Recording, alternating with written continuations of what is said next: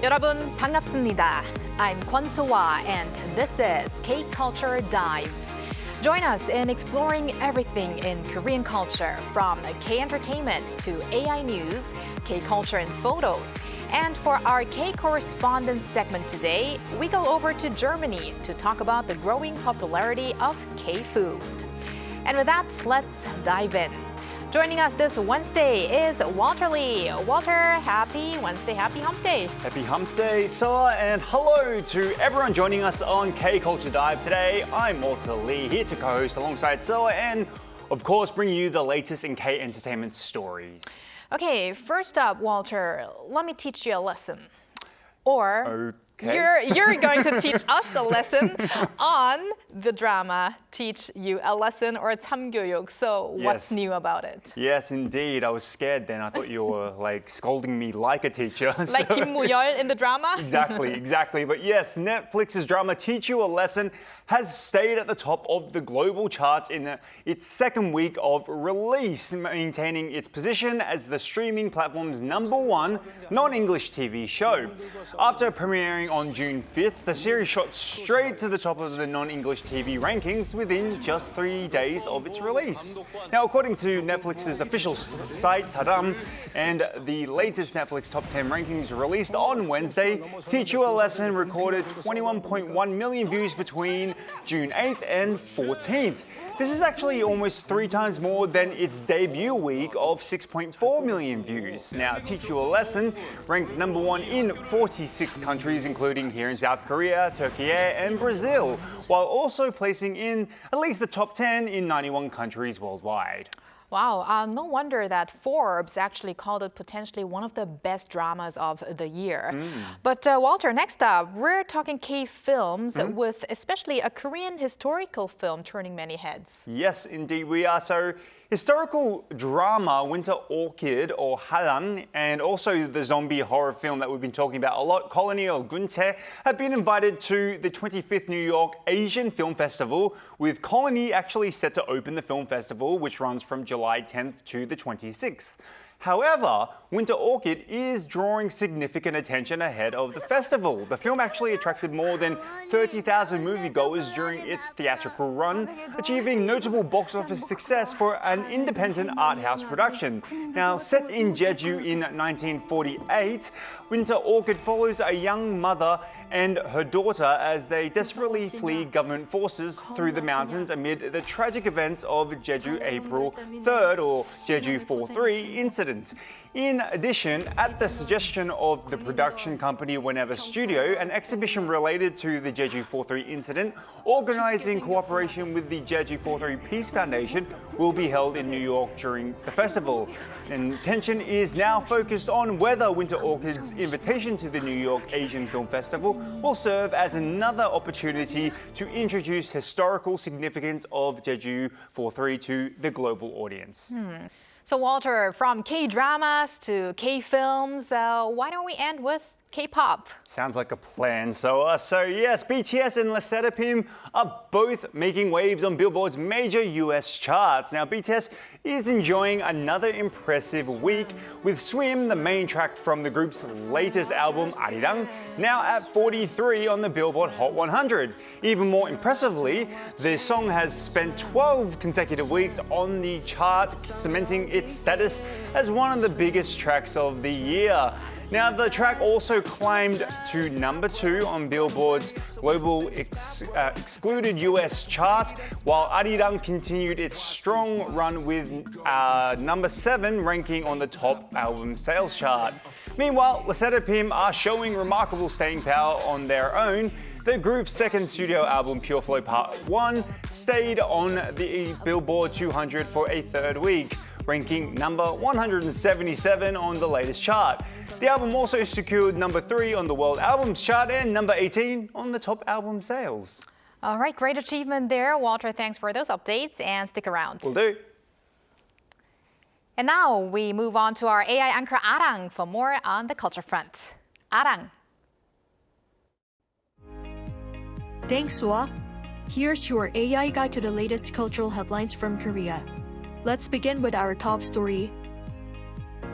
foreign tourist spending in Korea topped 2 trillion won in a single month for the first time, setting a new all-time high.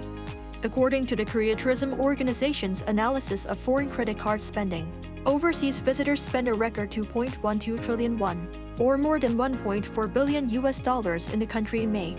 The total was up more than 67% from a year earlier. The surge was driven largely by Chinese tourists. By sector, spending growth was strongest in shopping, transportation, and medical and wellness services.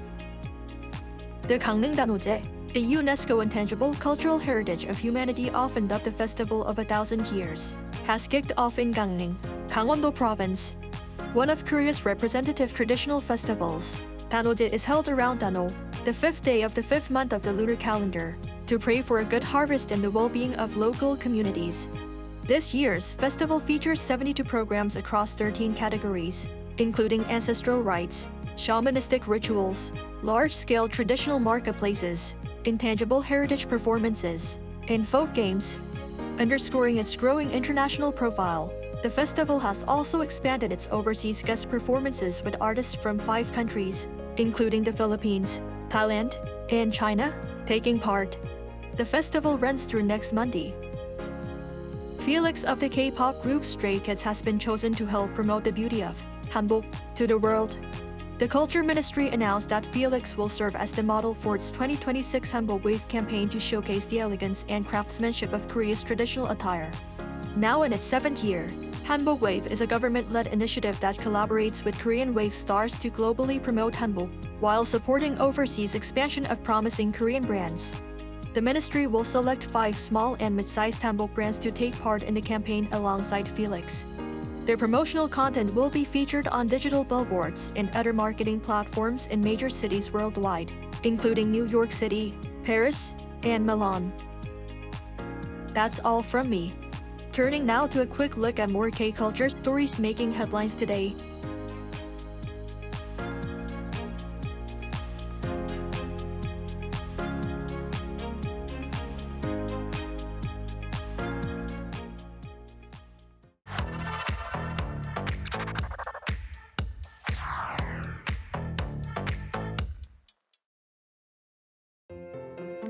Through a single photo at a time, we take a closer look at culture in Korea. This is K-Culture in Photos.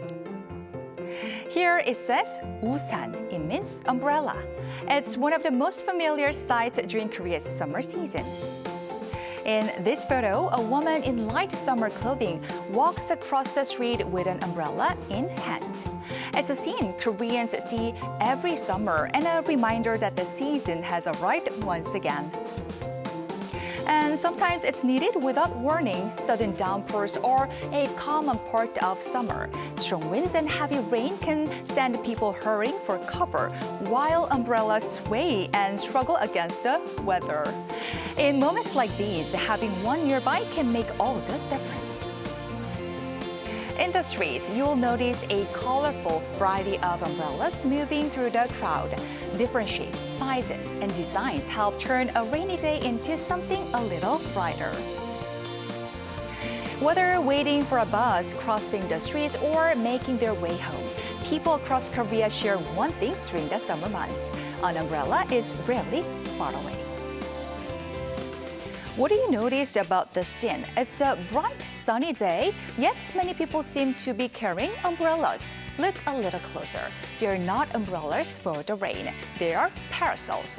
As summers become hotter, more people are turning to parasols for protection from the sun. And today's parasols come in all kinds of styles. Some feature colorful patterns, while others are decorated with the faces of favorite celebrities. Unlike traditional rain umbrellas, many parasols are made from UV-blocking materials to protect people from the sunlight. For many Korean mothers, carrying a parasol in summer has long been second nature. But these days, they are no longer just for older generations. As awareness of sun protection grows, people of all ages are embracing the trend.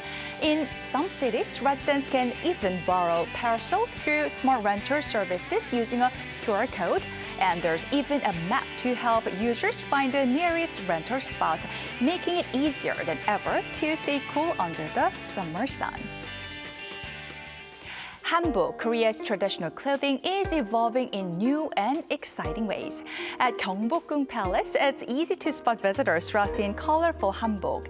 Some pair the traditional outfit with modern accessories like sunglasses, while families often wear matching hanbok to create lasting memories and photos.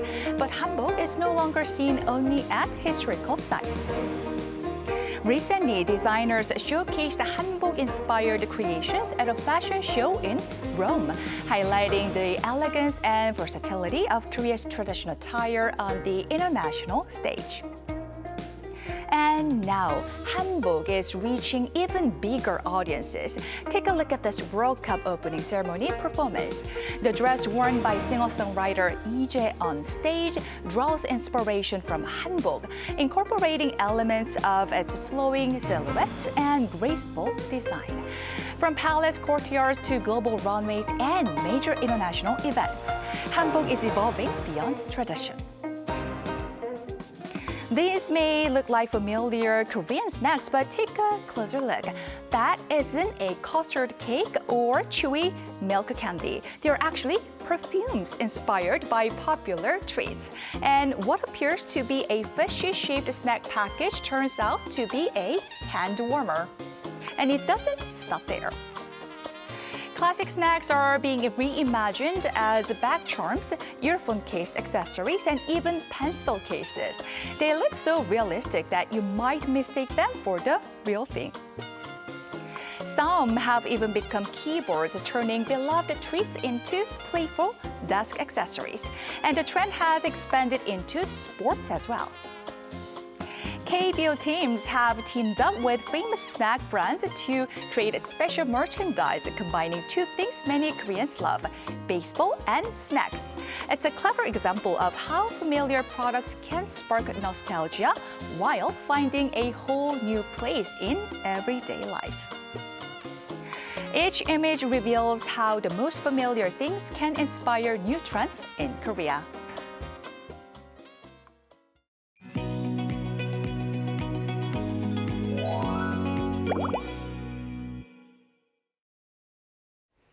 In Germany, interest in Korean food has been steadily growing in recent years. From cultural events showcasing Korean cuisine to the wider availability of Korean food products, the K-food craze is gaining momentum.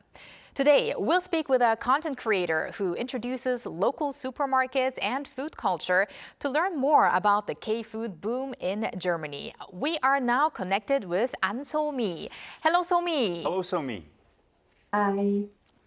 So thank you for joining us today, So-mi. So we are seeing more and more Korean food-related events taking place in Germany, such as the K-Food Day held in Frankfurt recently. So as someone who's been living in Germany for years now, do you feel that Korean food has somewhat become part of everyday life there? Yes, definitely. I think Korean food has become much more popular than before. For example, in the past, kimchi was mostly found in Asian market, but now it is easy to see kimchi products in every German supermarket. I think this shows that Korean food no longer something special. It is becoming part of everyday life. Thanks to K-pop, K-drama, and K-culture, many people are interested in Korean food, and that interest is still growing. Right, it's very interesting to hear that because when I used to live in Germany, in Berlin, it was a big city. I had to go to a 한국식품점 or a Korean market to get Korean ingredients. So it's really great to see that you can get those at local German stores as well now. Yes, that's great. And So-mi, in your opinion, from your time living there, when Germans think of Korean food, what dishes or ingredients come to their mind first? Are there any sort of particular favorites that have become especially popular these days? I think kimchi is still the popular Korean food in Germany. One reason is that it can be enjoyed in many different ways. It is used in dishes such as kimchi jjigae and kimchi jeon and kimchi 볶음밥. Recently, Korean ramen and kimbap have become more popular thanks to the growing of influence of K-culture. For example, shows like K-pop Demon Hunters have introduced this food to wider audience.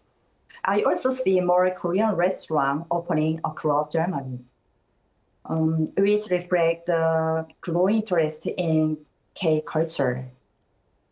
In Korean cuisine. Bibimbap in particular has become very popular. Some restaurants serve it in salad style to suit in local taste. I think Germans really like it because it's healthy, balanced, and full of vegetables. Many Germans are becoming more interested in healthy food, and bibimbap fit that very well.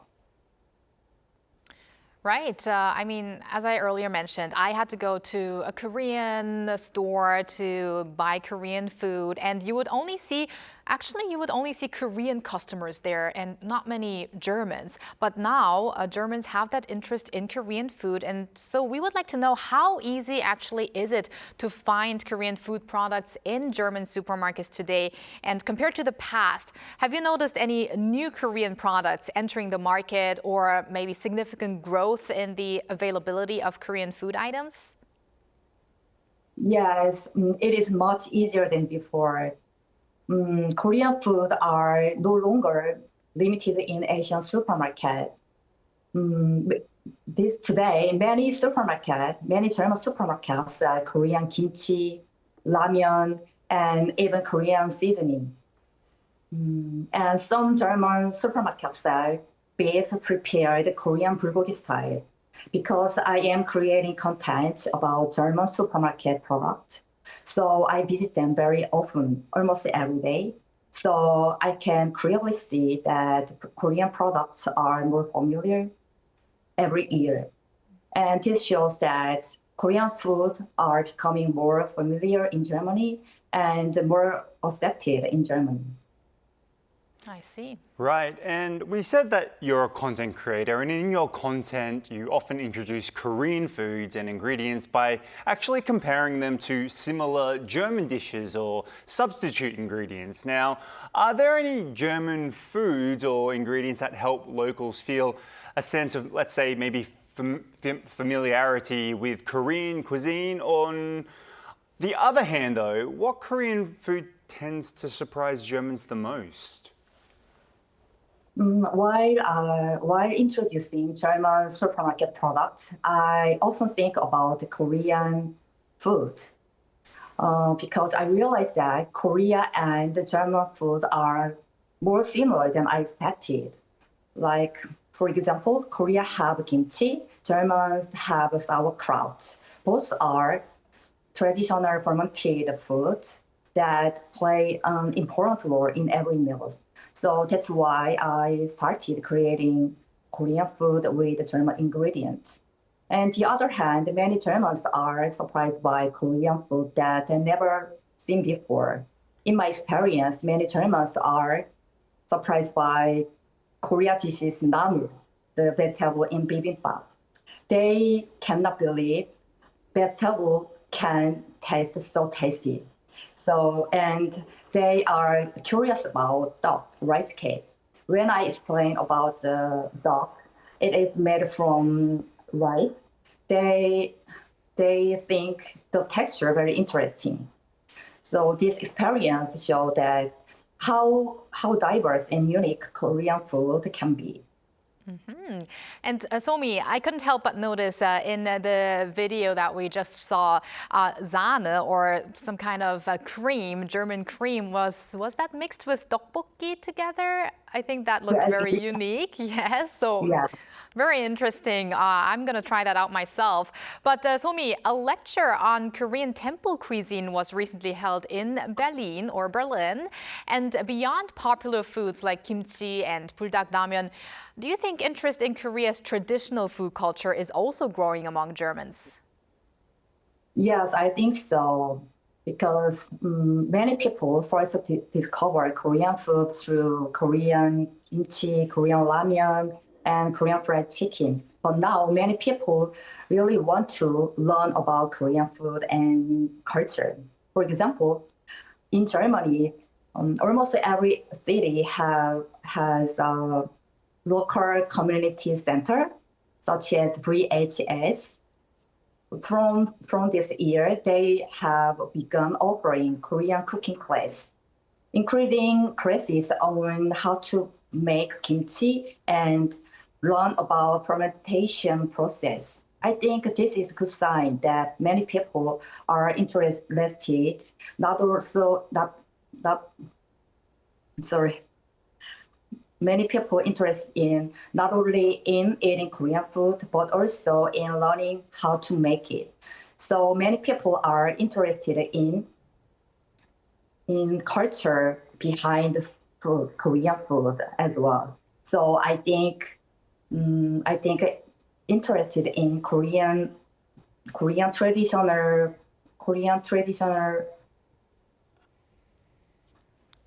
Korean traditional Korean, food? Mhm. yeah, food culture is growing in Germany. I'm sorry. Well, that's good to hear that we see that growth and interest. Indeed, indeed. Now, while creating content, have you ever been surprised by how much Germans already know about Korean food or Korean culture at least? And are there any memorable examples that stand out to you? Oh, yes, when I create content about German supermarket product and with Korean food, many Germans suggest the product that they think work well in Korean dishes. And they even recommend Korean product that I didn't know well. In this point, I think Germans are really interested in Korean food. And another memorable experience was on last International Culture Day at my kids' international school. We had a potluck party, and many people, I was surprised that many people already knew about Korean food like ramen and kimchi. So I decided to introduce something less familiar. So I brought gimbari. It's one of Korea street food. Yes. So many people enjoy the gimbari because it is vegetarian friendly and it is wrapped in seaweed, which are known as healthy ingredients. So gimbari was very popular in that event, and this experience showed me that many Korean foods are familiar in the world, but there are still many Korean food that people have not discovered yet. Very nice to see that kimari there because that's not something typical that you would introduce to foreigners. But Somi, you've been creating content about German supermarkets and food products for quite some time. I guess that's why we're seeing so much creativity in your content. But compared to when you first started, have you noticed any changes in local perceptions of Korean food and ingredients? And also, are there any Korean and German foods or ingredients that you would like to review or compare in future content? When I started first creating content about German supermarket products, I didn't get much reaction from German people. But when I started creating content about Korean food with ingredients from German supermarket, the reaction was super positive. Many Germans were surprised that Korean dishes could be made with ingredients they already knew. And many Germans want to try it. I think this shows that how much perception of Korean food has changed. And Korean foods are no longer as seen something unfamiliar. Many people want to try it, cooking it, and enjoy it, and learning about it. So because of this growing interest, I want to make more collaboration content between German and Korea products. And I also think this kind of content could be useful for Korean living in Germany, Germans who enjoy Korean, even traveler. So I would love to collect this recipe and let them turn to book someday. All right, we're looking forward to all that's coming on your channel. And thank you very much for connecting with us today, Somi. Thanks. Thank you, Somi. Thank you. Dankeschön. And danke or thank you, Walter, as always. We're going to have you back here later this week. See you later this week. Thanks for watching and your interest in everything K-culture. Please tune in again tomorrow, 2 p.m. Korea time. Keep diving.